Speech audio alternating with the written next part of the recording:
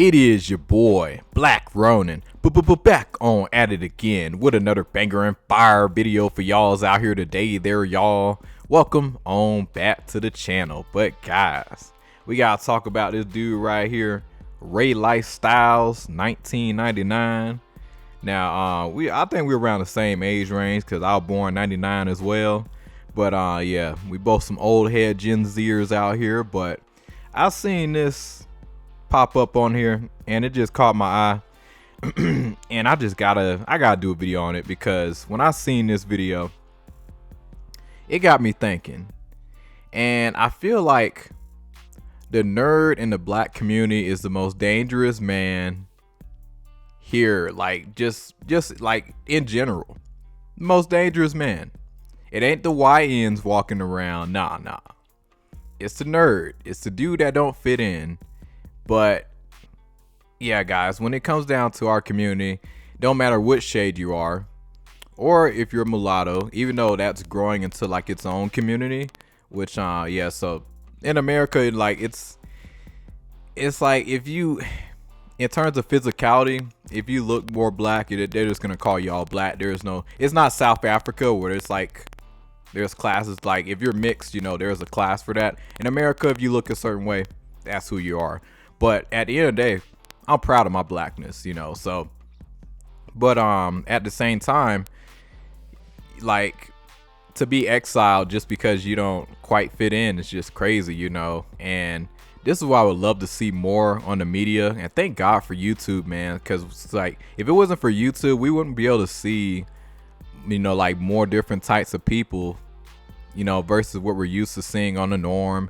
What the news station be showing us, you know. Like, this is why I love YouTube, because you just meet everyday people on the platform. So we're gonna get into this, and he made a lot of good points that I just really want to go over. But without further ado, let's get on into it.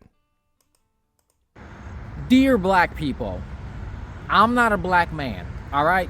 I am not a black man, all right? And this wasn't even me who made this thing up. Who pretty much, you know, it wasn't even me who told me I'm not really a black man, all right? I've been told that I'm actually a white man, or I act white or whatever, all right? And it was by other black people, by y'all black people, all right? So, because all my entire life, all right, I was always deemed as different, okay? I was deemed as different, like I was supposed to have swag, walk some sort of way or whatever, talk like this, you know what I'm saying, you feel me, and type shit and all that, you know, all that stupid junk, you know, all that stupid junk that black people be talking, and all these ebonics and everything. Like, I'm supposed to, I don't know, this whole slang that black people have, it's just very weird. And the fact that I'm expected to act that, to do the same just because I happen to share the same skin color, or what's tint, or whatever it is this is, I have whatever it is, but I happen to share the same skin color as y'all, black people. Like, I'm expected to act like you. I am expected to be the stereotype. I'm expected to be a stereotype by black people and other races of people, and especially black people, all right? Because my experience of being a black male, all right, there's a difference between being a black male and a black man, okay? I'm a black male. You can clearly see that. You know, I can clearly see that I am indeed a black male. On a biological standpoint, I am a black male. Can't you see it? Look at it. Can you? Well, if I'm gonna even go there, all right, I'm not really a black man. I'm actually a brown one because this is the color brown, so light brown. I'm gonna stop it right there real quick. I want to make a few points real quick. I do agree with that opening part when he said, you know, like, you know, that whole black card thing, like that a lot of black people will do. If you don't act a certain way, like if you don't talk a certain way, yeah, you're white to a lot of people in the black community. And yeah, I always thought that was just odd, and just like, I mean, like, listen, like in America, understand, like, it's a big mixture. So like you're gonna have some European genes and everything mixed in, Native American, so your voice is not all gonna sound completely the same, you know. Like I met dark skinned dudes who look super hood, but they talk very white, you know. And I met, you know, guys who talk super hood, but they don't look it on the outside, you know. So like it just varies. Like I never understood that, you know. And then on top of that, don't even get me started on like personality traits and just things that you're into, because I'm a nerdy guy. And growing up, you know, I was into Halo, and I ain't really play Call of Duty like that, but I was in a lot of racing games, you know, like I was a big like racing game nerd. And then on top of that, you know, I love reptiles. So I don't think I knew any other black person like besides myself who were like into reptiles like I were. Like maybe one other person. I think back in the day, his name was Shagrat. He was some African dude back in elementary. Yeah, he was real cool. You know, yeah, you're probably the only one that was like into reptiles and stuff like I was. But other than that, I never really met any other black people until really social media. And then me going to what's it called, reptile shows, expos and all that. That's when I got to see other black people into, you know, reptiles and stuff. But for a while, you know, I was kind of really on my own in that category for a while. And so a lot of black people gonna be like, oh boy, yeah, we know he's got some white in him, you know. And I don't know, it's just little slick stuff like that just always been like really, like, come on now, like, just because I don't move like this or, you know, into certain stuff, like I'm not into all that hood stuff. Like if I'm being honest with you, yeah, I like some of the music, but you know, it's not. I'm not gonna be out there in the streets and doing all that wild stuff. I'm good. And yeah, it just ain't for me. But anyway, let's continue. Let's see what else here you're gonna say. Heard like hazelnut brown. I think it's more like hazelnut brown. If I'm gonna go there, then I'm technically hazelnut brown, okay? But anyways, going back on topic, I am biologically a black male, alright? But on the inside, apparently I'm not a black man. And like I said, y'all black people are the one who told me that. Y'all the ones who called me a Oreo, alright? A coon, a sellout, an Uncle Tom, a self-hater. All these same name callings y'all black people keep doing for guys like me, who are apparently white on the.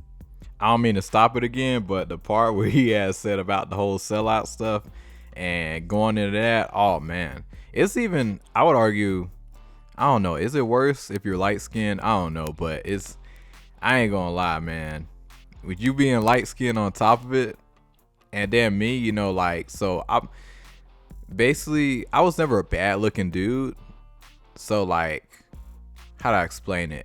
I guess I would consider myself like, yeah, like I'm still definitely on the pretty boy spectrum, but I guess you can say I'm a pretty boy nerd, you know. So I fell into a really strange category because it's like I'm not hood or nothing like that, you know. Yeah, I kind of, you know, like, yeah, I mean, like, I still know the basics of certain stuff, don't get it twisted, but it's like that's not something I really go hard with, you know, like. And then on top of that, you know, when you're nerdy and then you're, you know, look good on top of it, like, that's just, you just fall into a strange category because you get kind of, I would argue you get double the hate because one, I actually know, I'll tell you about, you get 3 times the hate because if you're light skinned in the black community, you already know what type of hate that I'm talking about. So you get that type of hate.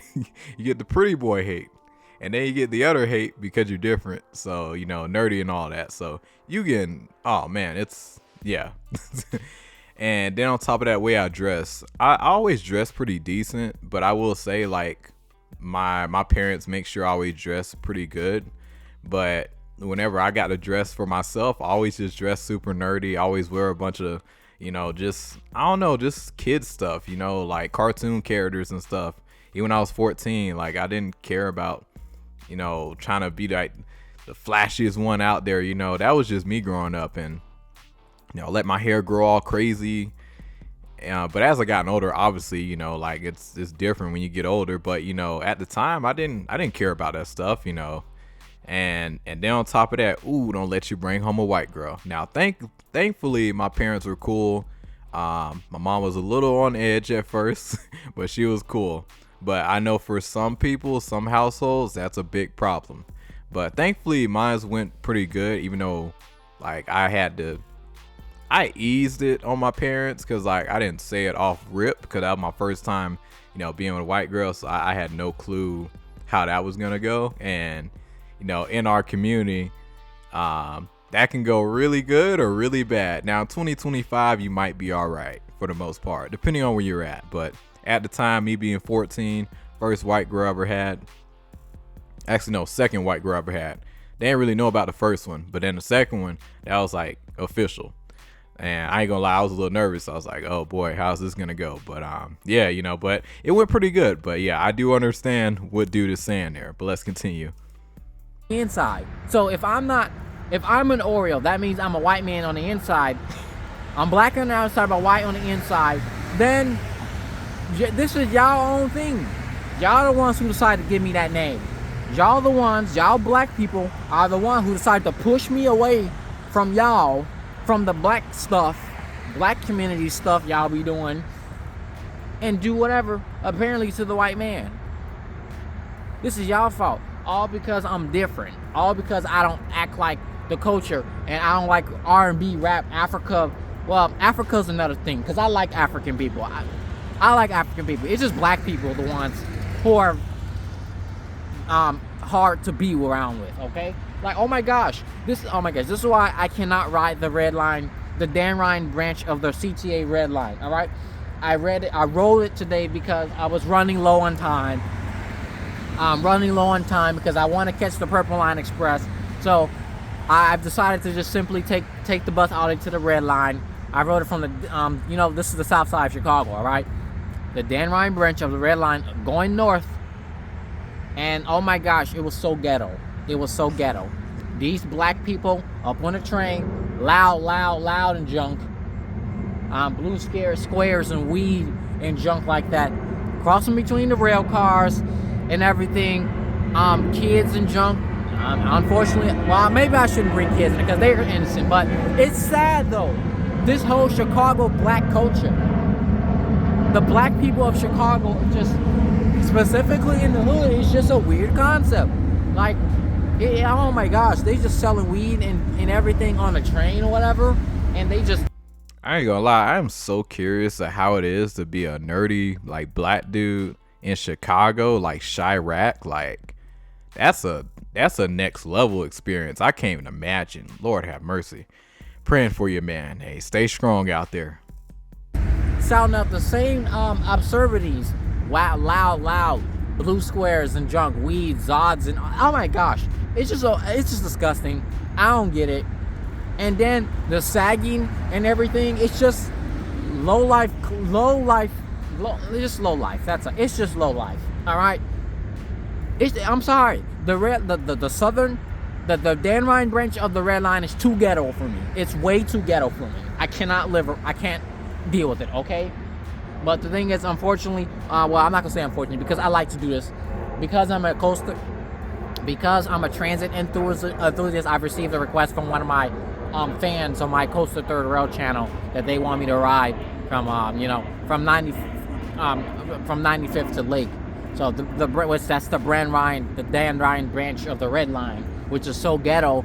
I explained to them I usually don't ride there because it's too dang ghetto and too dang it's just too dang ghetto. Anyways, going past that, y'all black people are the ones who call me call me Oreos, call me a white man, call me Uncle Tom, coon, junk like that. Like, it just don't make no sense. Okay, now at one point in time, I was a chocolate-filled Oreo. Okay, I was a chocolate-filled Oreo. Okay, why I say that is because when I was a kid, I was mostly raised in a Mexican neighborhood. Okay, I was the minority. Black people was the minority on the southern east side of Chicago, Illinois. Right? Black people we were the minority. I've been to my childhood elementary school was full of Mexicans. The blacks were the minority. All right. At the time, I was feel more accustomed to this whole black culture stuff black culture stuff because you know, we were the minority, so we have to kind of stick together, one more or less or whatever. All right, but that's the thing. Yes, I know I called myself a black boy at the time. All right, a black man at the time. Okay, but it does not. The reason why I called myself is because I felt like I needed to. Okay, and then to be fair, I was a kid, for the love of God. Seriously, I was a kid, so it technically doesn't matter. Hold up. I'm seriously gonna have to find a new recording spot. But I found something. This is pretty decent. It's a parking lot, so yeah. Hopefully nobody come up to me. But anyways, what was I? Black people, remind me in the comment section. But anyways, yeah. The only time, when I was a kid, that's when I identified more as a black person. Okay, trying to get the lighting all together. That's when I identified more as a black person. Okay, as a black man. Okay. But like I said, I realized I was different, okay? I was different. Like, socially speaking, I always carried myself like a nerd. And I knew it from a very young age that I was never meant to really be a normie, all right? Because, you know, it's just the way how I always carried myself or whatever. Like, that's the thing. My childhood family, for whatever reason, my childhood family, they thought I was gay. All right, interrogated me, pulled me up in that room, all because I wasn't carrying myself as masculine enough or whatever, or the way they thought I was supposed to be. So it made no sense, and I really had to deal with that. There were, I think, 4 times. In fact, let me count. Let's see. Childhood house, mother, childhood house. I think mother again. Then we have childhood. Then we have teen house, father, teen house, mother. I think there was a fifth occasion.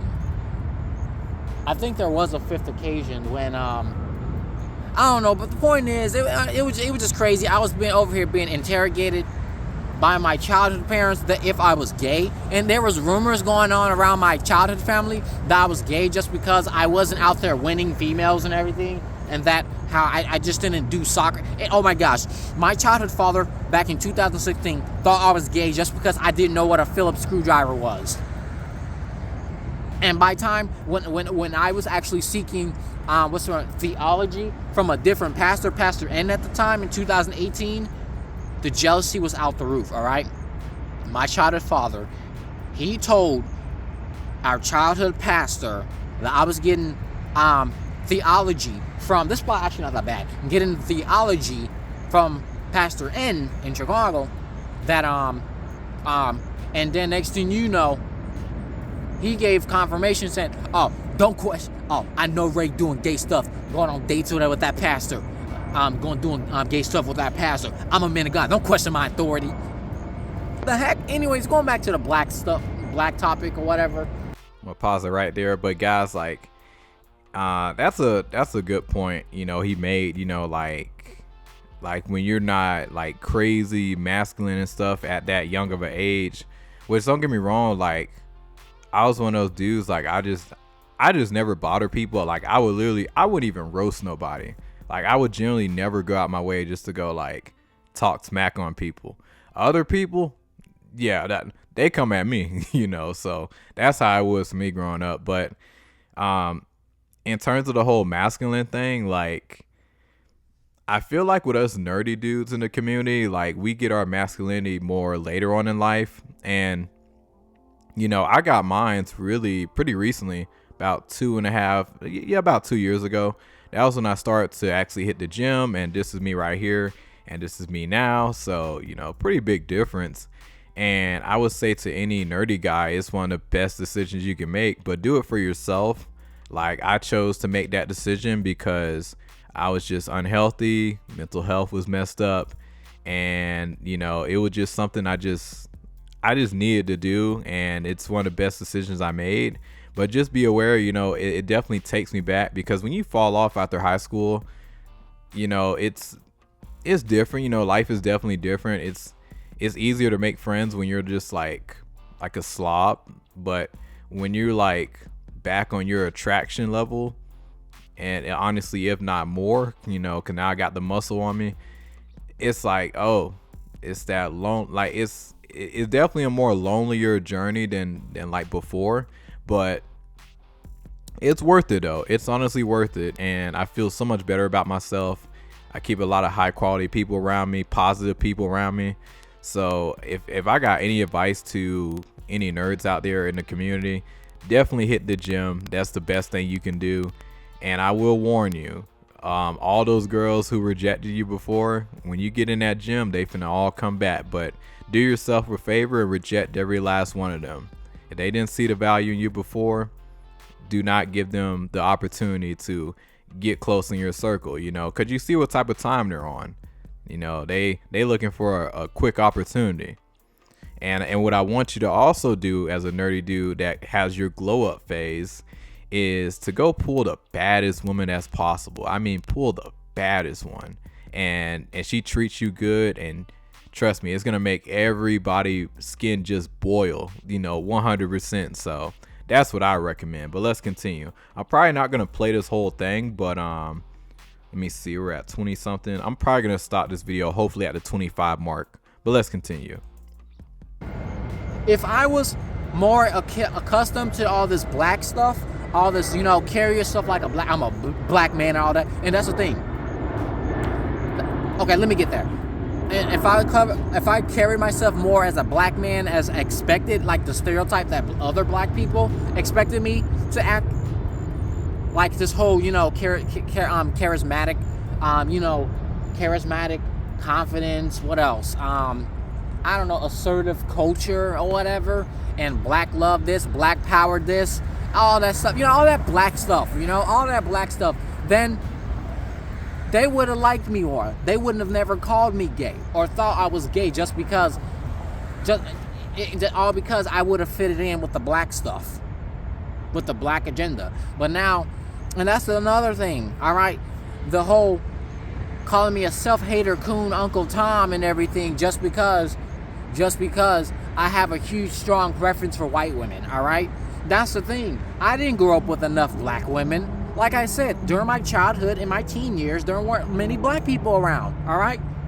My pre-childhood parents should have left me in the hood, but they decided, no, I don't want my children turning out that way. So they found a neighborhood was mostly Mexican, and bingo, there you go. I adapted to their culture, more or less, okay? I was bullied by them.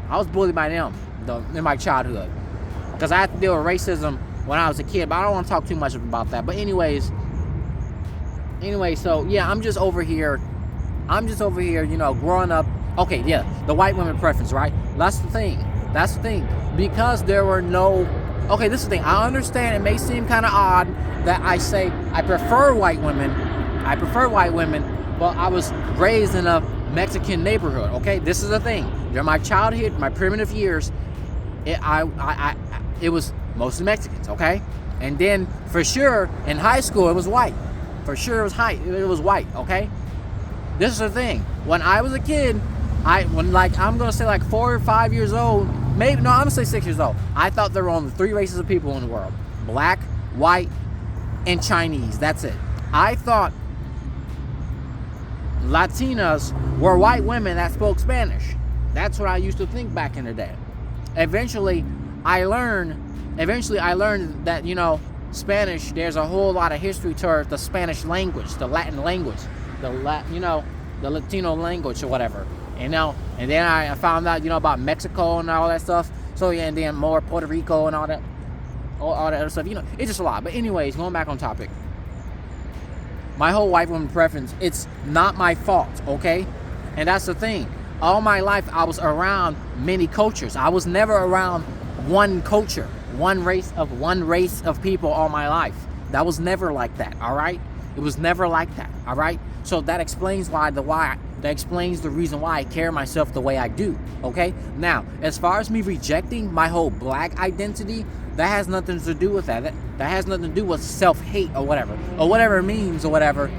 And I received a comment from apparently, I won't talk too much, but I received a comment from a very pro-black person, all right, pro-black person, and he talking about, because I can't attract white women, because I can't, okay, I prefer white women, right, but because I can't attract white women, I am settling for a black woman who I find not that attractive. That's not exactly how it works, okay? That's not exactly how it works. So, because I hate myself so much, because I hate my blackness so much, I gotta go for the white women. But it's too hard to attract the white women, so I have to settle on the black woman. That's not necessary, in a sense, by definition, that is settling, okay? If I'm going for a woman I don't find the most attractive, that's just settling. That's just the way it goes. I'm just saying. But that does not mean that I hate myself just because I prefer white women, though. I prefer white women because that is regular to my experience, okay? This is my Ray Marco's black experience, okay? That's one thing y'all. I ain't gonna lie, when it come down to the white women, I ain't gonna lie, yeah, he on point, because that's really the number one like woman that I get the most attention from. Don't get me wrong, I still do get some attention from my race of women as well, but yeah, white women, they definitely they number one in terms of like the most attention I get.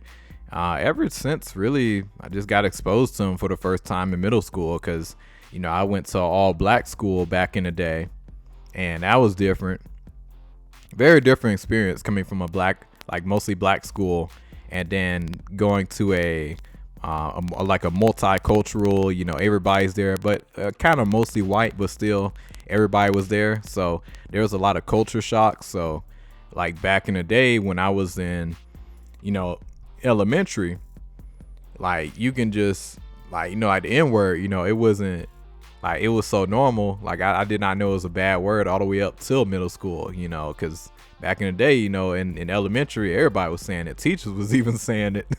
So I had no idea it was a bad word. And then, you know, I walk up in the middle school, you know, and my teacher, you know, she was white. And I had like maybe like two other black students up in there. One homeboy named Brandon.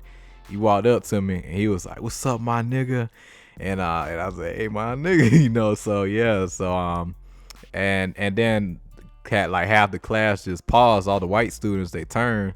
A white teacher, she turned, and she said to us, like, well, mainly to Brandon, you know, but she was like, "Hey, you know, y'all don't say that word." Brandon up here loud as fuck. He up here like, "What, nigga?" And and then my teacher, she was like, "Yes, now stop saying it." I was like, "Oh wait, it's a bad word." She said, "Yeah, it's a bad word," because we had no idea, you know, because I mean, both of us, you know, we didn't come from that same like school before, you know, that was like our first year really at that school. So, you know, we're used to being in a more black environment where you can kind of really say whatever, pretty unfiltered. That's usually how it is, you know, at a black school. So when you come to a more diverse school, you know, I wasn't used to really like that. Like I just had no idea. There's certain things that were culture shocks to me, but it was still cool though, you know. I still liked it, but it was just hilarious, you know, like knowing that. I was like, oh, I had no idea that was a bad word. But yeah, but anyway, let's continue. Y'all pro-black assholes need to, well, let me not call, well, the pro-black assholes and the pro-black cool people need to understand, okay? Like, it's just the way it is, okay? And besides, my childhood parents were literally an interracial couple, all right? My childhood mother was black, all right? And my childhood father was biracial. Puerto Rican, black, and something else. Apparently he was mixed with a whole bunch of stuff. But anyways, there's that part. But anyways, but yeah, that's just the gambit. Yeah, so my whole white woman preference is just, it just happened. It just happened. It's not my fault. It's not my fault why I got it, okay? Like, if I was exposed to more black women, then I would have had a preference for them, but that's just not the case. So, that's not my fault. That's the fault of my pre-childhood parents. They should have left me in the hood. It's that simple, all right? Now, some of you probably gonna say, you can always go seek it. Okay, I tried that, all right? I tried that. Well, even though, to be fair, I was a kid and teenagers, but I won't talk too much of that. Because in my senior year of high school, I was trying to see if I can, you know, find a decent black girl. But oh my gosh, in my GP senior year of high school, it was too damn ghetto. Way too damn ghetto up in there. I'm sorry. Black people has a huge problem when it comes to the ghetto-ness in hood culture. I understand, and poverty neighborhoods, people act a certain way, but why does this keep happening? This whole hood, and this whole hood culture, it just keep happening. Why do we have to keep doing that, black people? We need to do better for ourselves, all right? If we're gonna do this whole black love kumbaya type stuff, we need to fix ourselves. And the black men who identifies black men, who actually try to do better for the community by getting the drugs out, trying to help the young black kids or whatever, trying to help the black community or whatever get out of poverty, trying to get jobs and stuff like that, they're ridiculed. And then because 1000%, bro, hit it right on the nose. Like, it's like, yeah, like when it comes down to glorifying stuff good, I mean, don't get me wrong, it's starting to change more and more now, but like still, like that's what's popular in the community. And then on top of that, it doesn't help that the media and all the big tech companies, that's what they push and gets the most views and the most clicks and everything, when that's only that's not even considered like the community. Is that a piece of it? Is it well known? Yeah, but at the same time, our community is so diverse, like so much more diverse, and I'm just sitting back like, man, yeah, we do have to do better on that. And also going back to black women, one thing you have to understand with a lot of them, now, if you're attractive, like for the most part, yeah, you shouldn't have much of an issue with them. But if you're nerdy, it's like, if you're attractive and nerdy, it may slide. But I'm gonna be real with you, like black women, like they get turned on by like the hoodness. Not all of them, but it's a certain type of character that you have to have that really turns them on. So if you ain't really got that, but you do got the physical appeal, like that'll catch their eyes. But when they hear what you like and be like, I'm be real with you, like nerdiness, like it don't turn them on. But if you masculine and like you got some muscle on you and you look pretty decent, it could work. But again, that's a small demographic of women in our community that really like that, which is why a lot of us nerdy dudes in the community and people that don't really fit in, we tend to end up with all different races of women, especially white women for the most part. And can anybody really get mad at us if I'm keeping it 1000 with you? Even at me, guys, my level, I still get hated on, by a lot of different people and everything, so, but at the end of the day, I still get attention from my own. Like when I really got in the gym and put on a little bit of muscle, that's when I started to get more attention from black women, a lot more. But before that, when I was skinny, just like, I would say just that pretty boy nerd, I ain't really get that much attention like that. That was the white women coming. But yeah, but when I throw on more muscle, got a little bit of tattoos, which I love tattoos, by the way. Yeah, that's what I love. So, I do all this stuff for me, but now I got that peel that kind of gives me a certain edge too. And also another thing I want to mention too, this guy, when you do get in the gym, if you do decide to take that route, you're gonna have a better time with women. Now don't go savage like I do. I'm not a monger or nothing like that, but I ain't gonna lie.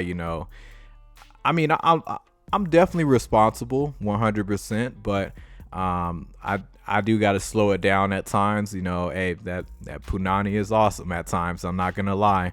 But just have some self-control, a little bit of semen retention, and always scrap up. But I'm not advocating just to go plow through everything, but you're gonna notice when you get in better shape and really improve yourself as a man, like physically, when it comes down to women, I was telling, I forget one of the family members this, but you're gonna have to go through a lot of different women just to find what you're looking for, if you know what you want.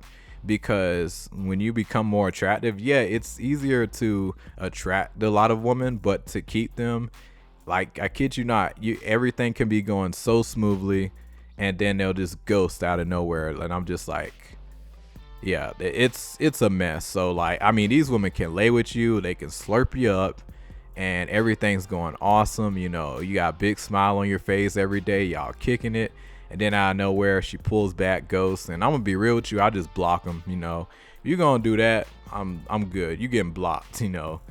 And from what I heard, basically, people told me in the past she just found another dude. You know, you were just there for, I don't know, a good time. That's what I heard. I don't know how true it is. I don't know why women do that, but I just block them and keep it pushing. You know, I don't like to do that, but at the end of the day, you're not about to just use me like that and just think you can come back and forth when you want. Like, no. But it is your boy, Black Ronin. Did not think I was going to ramble for this long, but I got the link below if y'all want to watch the full video. But y'all, take it easy.